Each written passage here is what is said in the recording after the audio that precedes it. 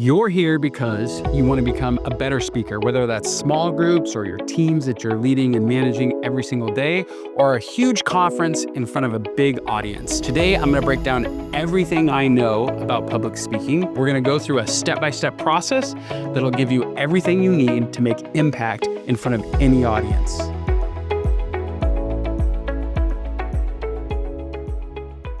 The most important piece of speaking to any audience is knowing who is in your audience. The number one most important thing is to know exactly what drives their fears and what they care about and what they want to get out of that situation. And the better you are at understanding who your audience is, then number two, you can deliver value.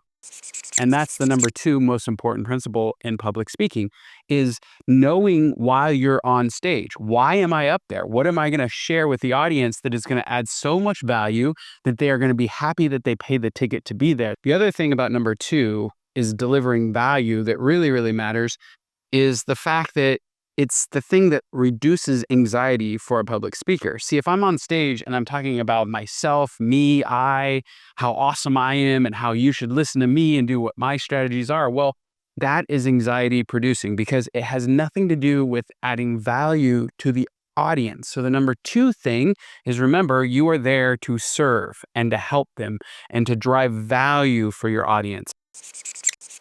Number three is focusing on you. And let me explain this.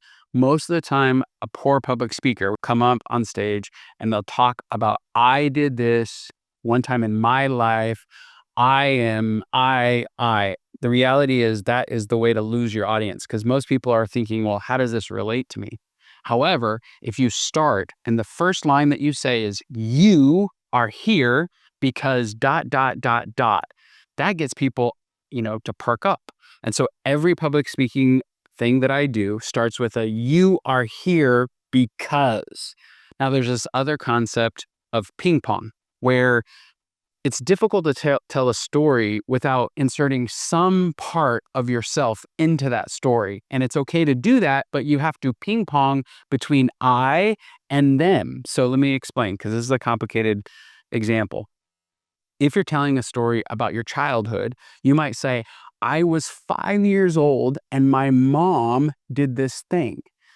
Maybe that's happened to you in your life where your mom did this thing. And what that does is you're asking a question. That's the ping pong back and forth between you and the audience. You're telling them your story, but then you're asking them to reflect into their life. And so what you want to do is constantly move the ping pong between your story and them as an audience. And that will keep everything focused on them and less on your story. Number four, when I was brand new at speaking, I would walk around the room. And the truth of that was I had a lot of anxious energy. I had a lot of energy and I needed to move in the room in order to get that anxious energy out. And the reality is that's the worst thing you can do as a speaker. Commanding a stage. I'm going to give you a couple tips for doing a speech and during the speech. I like to own the room. I learned this from a speaking coach maybe 10 years ago. And prior to speaking in a room, you show up the day before and you literally put your hands on the walls. You stand on stage with nobody in the room, and then you visualize yourself owning that audience, owning that room, owning that stage. So the pre-work there is just being comfortable in the space, knowing exactly what you're going to do, getting ready for your presentation. Number two, when you're on stage, own the stage. Stand in one spot. And if you're going to move slowly and not too far away. What you want to do is make eye contact individually with as many people inside your audience as possible. And stand upward, forceful, use your hands, but the less you move, the better. Number five, many times we're using slides. Most people slam a lot of information into one slide. I'm going to dissuade you from doing it. Each slide is an important point. And the challenge that you're going to have with your audience is you want to keep them engaged with your story, and your slides need to add to your story. So you might have a picture, for instance, with no words. And then the next slide might just be the words about that picture. The point here is don't jam pack visual aids. Don't have multiple points on one slide. It doesn't cost anything as a speaker to create a whole bunch of slides. And it doesn't really matter. I've had presentations with over 100 slides before. And the reality is every slide needs to convey a point for and to your audience so that it drives more of the meaning of your entire conversation to them. Okay, number 6, the main body of your presentation. When I was new to public speaking, I tried to get as many concepts and ideas packed into one message as I possibly could. But here's the deal. I know my content. I know exactly what I'm speaking about. So for me, it's fine to pack all that information. I totally would understand it. But you have to imagine that your audience is brand new. So typically, I like to start and end with one concept, one branded statement in order to make impact. Then I'll go through my presentation, building credibility and a story around that statement, sharing with them why it matters to them and how they can apply it in their actual life or business or their world. And then I'll end with that same statement. And this is a purpose statement or a central theme for any presentation. No matter what that presentation is, you have one idea to concept, one concept to convey to your audience, and you have to do it powerfully. Number 7, and it's funny because maybe you're a Goonies fan and hey, you guys. It's really important when you're speaking to the audience that you're not saying you guys or some of us or we as a group. You're speaking to a single person. Your entire presentation is meant to move or change the behavior or influence one person. If you help one person, then you win. And your speech needs to be to that one person. So this is a challenge because when you look out and there's thousands of people, it's like, wait, how am I going to talk to everyone? The rule here is your speech is for one person so that one person's life can actually be shifted for the better. Tip number 8, and this is really important, is you need to define the meaning for your audience. Now, I'll give you a personal story. 17 years ago, I got the opportunity to speak in front of 10,000 people, and it was the largest audience I'd ever done. And I remember practicing for it and getting ready, and I got up on stage and I delivered what I thought was super value for my audience. Now, there was a short Q&A afterwards. This nice lady walked up to the microphone and said, "Daniel, great job. I learned so much. I'm so excited to be here. But could you tell me what a virtual assistant is?" The tenet there was I hadn't defined the term or the idea of my presentation. Virtual assistants is an industry that didn't exist 17 years ago. I was speaking from stage talking about it, but what I failed to do was actually define the term that I was speaking about. So, number 8, define the meaning of your speech. Define all the terms within your speech. Don't assume that your audience understands and knows because they probably don't. Number 9, this one's really easy to do, but most people forget to do it.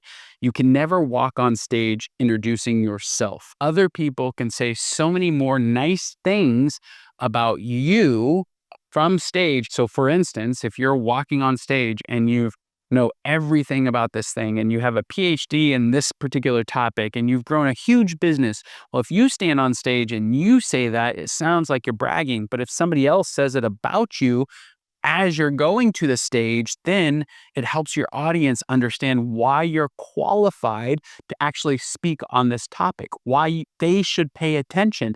And if you're really good and you have a great opportunity, you can have the person introduce you say exactly what you'd like them to say to set your audience up so they're in it, so they're paying attention, and so they're listening. And this is a really big deal, and it costs you nothing but just a quick request of whoever is introducing you to follow the format that you would like so you have the max impact as you go on stage. Number 10, you got to have some sort of a giveaway. My last speech that I gave, I talked to a couple hundred people in a room, all high net worth individuals. I actually gave away a Snickers bar. I had a Snickers bar on every single table, because in my presentation, we talked about when I was a kid and I was selling candy on the school bus. And so as a giveaway, I got the audience drawn in. I had them open up that candy bar. I had them savor it because it was part of the story that I was bringing to life for the audience. Plus, it's kind of cool to give your audience a Snickers candy bar, right? Okay, so give something away to your audience of value or that adds value to the story or your presentation or the one thing you're trying to convey to your audience. Number 11, what's the one action that you'd like your audience to take away from this speech? What's the one thing that you'd like to shift in then? What's the one piece of advice or action that you want them to take? Now, I ask you that question so that you can ask yourself that question before you even build your content. Because at the end of the day, you're not there to just like entertain. Maybe you are, but probably not. You're there either to sell or influence or make an impact for that audience. So the question is, why are you up there? And what exactly do you want your audience to do with the information that you share? Build your entire speech, your entire content, your entire flow around what you'd like them to do, whether it's at the beginning, middle, or end. Number 12, plan every second of your presentation. Now, what you have to do is actually stand, have somebody with a camera sit there, record you, and watch yourself doing the whole presentation, and then use a clock and time yourself. The real important thing is if, as a speaker, you're given 20 minutes, you want to take exactly 20 minutes. If you're given an hour, you want to take exactly an hour. What you don't want is to run long and get in trouble and never get invited back. Or number 2, to run short and stand up there, oh, I'm done in 10 minutes and I still have 10 minutes to go. Neither of those things is a good look for a speaker. So the framework here, or the tip here, is time yourself, time everything. Do it as if you're actually on stage and doing it in front of a camera, so you can watch yourself and time yourself and actually play with the speed, play with the pauses, play with the emphasis, and actually see what you look like as you're delivering this content. That's a really big deal because the practice is important, and planning every single second in your speech is also vitally important. Number 13, my favorite. I was just in Texas on stage, and as I was walking up, like, it was irregular steps. So I'm in Texas, I'm a Californian, and I knew the person that was putting on the conference, and I tripped on the first step. And it was like, oh my gosh, you have 2 options in that moment. One, you can be embarrassed, turn red, and kind of sheepishly go up there and start your speech. Or you can make a joke, which is what I did. So humor is a big part of good speeches. And so I was like, oh my gosh, I'm from California, you Texans, no rules. I'm calling OSHA on you guys. The whole audience busted out laughing. And that's how I got to start my speech. So if there's an error, if there's a problem, if there's an issue, use humor, make the audience laugh, connect with people. Laughter is a great tool. Use it to your advantage, and don't be worried. They're there sitting in the seats, paying money to see you speak. Let them have a good time. And actually, more importantly, you might want to work humor into your speech so that they have a good time. So that's number 13. Big deal. Use humor. Number 14, as we wrap up, we only have one more after this, and it's a really big deal because most public speakers are afraid of feedback. And my preference is to actually have the audience real-time score me. Now, here's how you do it. As you're giving them the thing, whatever your giveaway is, also include a scorecard. In that scorecard, it's like on the score of 1 to 5. 5 is you love this and this speech added value to your life and it really connected. And 1 is like, hey, Daniel, you suck. Don't ever come back. Like, this was horrible. Have them rate you and ask them to rate you for this one reason. As a public speaker, I am here. I want to bring as much value to the audience as I possibly can. And so therefore, I would love your feedback so that I can bring even more impact to you personally. So please rate me from 1 to 5. Feel free. You won't hurt my feelings. and I need the feedback. And then number 2, right underneath that, I have the next line, which is what part of my speech or my share or my talk did you connect with most? What part was amazing? Now, if you're selling from stage, you might want to add, would you like to be contacted? Or is this interesting to you? And if so, what's our next steps together? Like you might add another question on your questionnaire so that you can actually contact them and gather their information. But you want to pre-plan your survey so that people in the audience can actually help you collect all of these things. And you want to do it inside of your speech. So you're going to pause, you're going to put music on, and you're going to ask them to write these things down. This will, number 1, give you continuous feedback loops, which feedback is the breakfast of champions. So if you're going to be a public speaker, you ought to rate yourself and have your audience rate you so that you can get better. Plus, that one tip about what did you connect with will help you to hone your stories over time, because you might have 3 or 4 stories and you might find that 1 or 2 of those stories most people connect with. And that's what you really want, is an audience and stories that connect. And so the number 14 thing is get a survey in there, collect that survey. I like to do it around 70-80% so that you've delivered the majority of your conversation or your talk, and there's still time for you to close strong, which is our number 15. Always close strong. So I'm going to close strong for you right now by going through every single one of my tips fast, rapid fire, so you can get them all at once. So number 1, know your audience, understand that you're here to add value to them. That's number 1. Number 2, you're here because how I start every single speech. Number 3, ping pong. I'll tell a story about me, and then I'll ask you, have you ever felt like that? And that ping pong all continue throughout the entire conversation. Move with purpose. Stay in one spot. Don't go all over the place. Own the room. It's a really big deal. Number 5, visual aids. Share visual aids, but remember they should convey one idea or concept at a time. Don't pack them full with a whole bunch of stuff. That's a mistake. 6, a single theme throughout the entire thing. You're going for one idea. We're not trying to boil the whole world here. It's just name it, tell your story, tell why it's impactful to them, and then name it again, and then try to drive it home with a powerful indie. Audience of 1. Remember, everybody in the audience is not there to hear, know you guys, or hey, or maybe you all feel this way.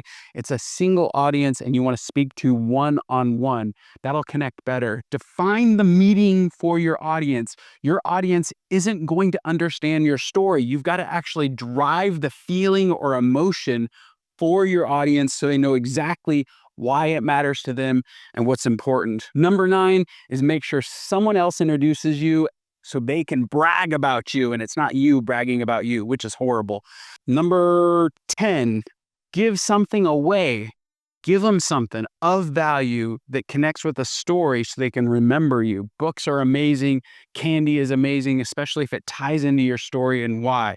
Number 11, remember, you're trying to cause one action, one shift in belief, one behavior change. Whatever it is, remember your story needs to be one thing out of this audience, nothing more. Number 12, plan every second. Record yourself, know exactly what you're going to say, when you're going to say it, what your slides are going to be. Record yourself and know when you're going to end. Number 13, humor. Please be funny. Everybody wants funny. Nobody wants boring. Be funny. Number 14, end with a survey. It's the only way to get better. And number 15, end strong.